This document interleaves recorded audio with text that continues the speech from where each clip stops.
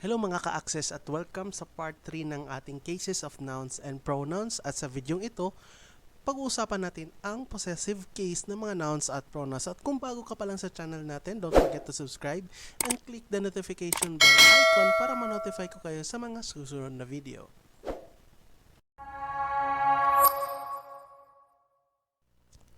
Ang possessive case ay nagpapakita ng ownership o pagmamay-ari. Ang paggamit ng possessive case sa pagsasalita ay wala masyadong problema. Ngunit, nagpapakita ito ng isang problema sa pagsulat at spelling. Bagaman ang rule sa pagbuo ng possessive case ng mga nouns ay napaka-simple, marami sa atin ay nahihirapan sa pagspelling at pagsulat ng mga form sa tamang paraan. So, mayroong mga rules na maaaring i-apply sa lahat ng mga cases. Una, if the singular form of the noun does not end in S, add the apostrophe and S. Sa Tagalog, kung ang singular form ng noun ay hindi nagtatapos sa S, idagdag ang apostrophe at S. At pangalawa naman, if the singular ends in S, add the apostrophe. Sa Tagalog, kung ang singular ay nagtatapos sa S, idagdag ang apostrophe. So, gaya ng ating example. Una, boy. Ang boy ay nasa singular at hindi nagtatapos sa S. Kung gusto natin itong gawing possessive case, dagdagan lang natin ito ng apostrophe plus S. Yan naman, ang plural form ng boy ay boys. Ang salitang boys ay nagtatapos sa S. Kaya dagdagan lang natin ito ng apostrophe para maging possessive form na ito. Ngayon naman, mayroong isang bagay na dapat nating laging tatandaan upang mabuo ng tama ang possessive case. At ito ay, ang sign ng possessive ay isang bagay na idinadagdag sa salita. Hindi ito isang bagay na ini-insert sa loob ng salita. So, dapat tayo maging sigurado sa tamang form para sa singular at tamang form para sa plural bago natin idagdag ang sign ng possessive, gaya ng ating example. Siya ay si Ryan Reynolds. Kung mapapansin natin, ang kanyang last name ay Reynolds at nagtatapos sa S. So again, kung ang last name ni Ryan Reynolds ay gagawin nating possessive form, dapat ang sign ng possessive ay idadagdag sa salita at hindi i-insert sa gitna nito. So, dahil ito ay nagtatapos sa S, kailangan dagdagan lang natin ng apostrophe sa dulo at hindi i-insert sa pangalan niyang Reynolds kasi magiging Reynolds na lang yon, magiging mali na siya. Narito pang isang example. Deadpool is one of Ryan Reynolds' movies. Ngayon naman, kung i-insert natin ang sign ng possessive na apostrophe sa kanyang last name na Reynolds, magiging Reynolds na lang, which is mali kasi ang totoo niyang last name ay Reynolds. So, ang tamang pangusap ay Deadpool is one of Ryan Reynolds' apostrophe movies.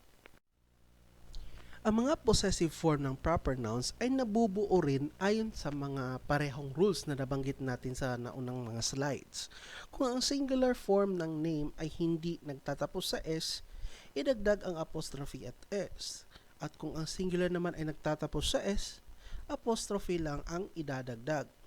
At parehong rules lang rin ang gagamitin para sa plural. So, gaya ng ating example na Mary.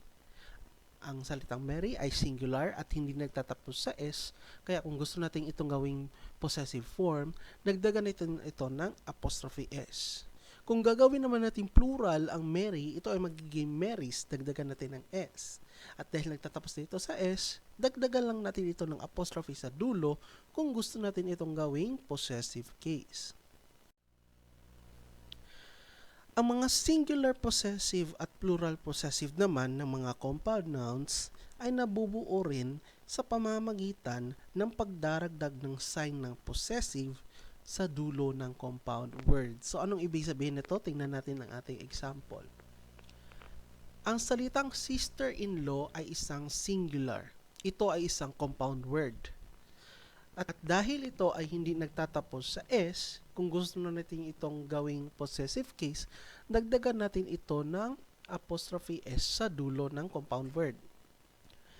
Ngayon naman, ang plural form ng sister-in-law ay sisters-in-law.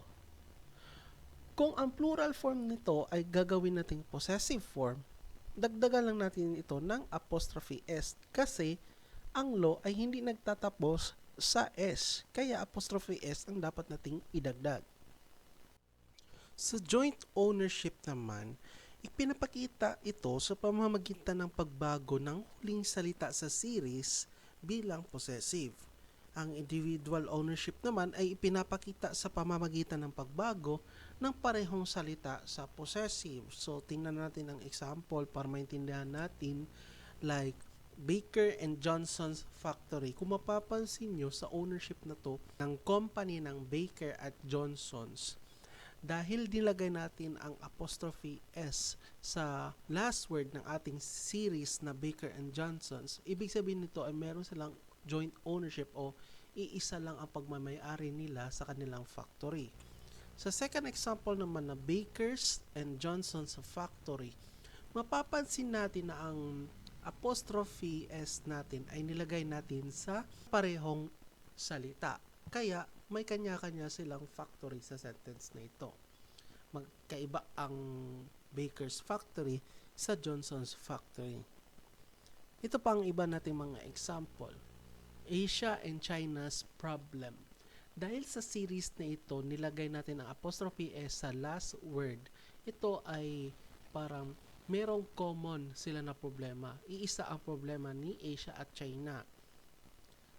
Sa pang-apat naman na example na Asia's and China's problem. Iba ang problem ni Asia, iba naman ang problem ni China. Sa sentence na ito, kung ang parehong dalawang salita ay nilagyan ng sign ng possessive. Dito naman tayo sa mga possessive case ng pronouns. Ang mga indefinite pronouns ay walang mga special form upang maipakita ang case nito. Ang possessive case ng mga indefinite pronouns ay nabubuo sa parehong paraan tulad ng possessive case ng mga nouns. Ang mga indefinite pronouns ay bihirang ginagamit sa plural. Ang dalawang mga indefinite pronouns na mga salitang one at others ay mayroong plural form na ones at others. So narito ang mga example ng possessive case ng mga indefinite pronouns gaya ng everyone's opinion, someone's hat, anybody's guess, one's relative, somebody's car, at another's choice.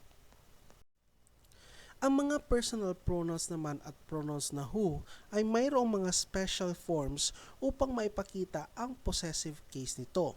At ito ang mga sumusunod na mga salita. My, mine, our, ours, your, yours, her, hers, his, its, their, theirs, at whose. Ang mga form na ito ay hindi kailanman nakasulat na may apostrophe. Magiging mali na ito kung dadagdagan pa ito ng apostrophe dahil ang mga salitang ito ay nasa possessive case na, gaya ng ating examples. Una, whose paper did you check? Ang salitang whose ay nasa possessive case na, kaya hindi dapat natin gamitin ang who apostrophe s. Second example naman, the car was theirs. Ang salitang theirs ay possessive case na rin, kaya hindi dapat natin gamitin ang their apostrophe s. Makikita nyo naman sa mga screen ngayon ang mga personal pronouns na nasa singular at plural, at makikita na rin ang nominative, possessive at objective case ng mga ito.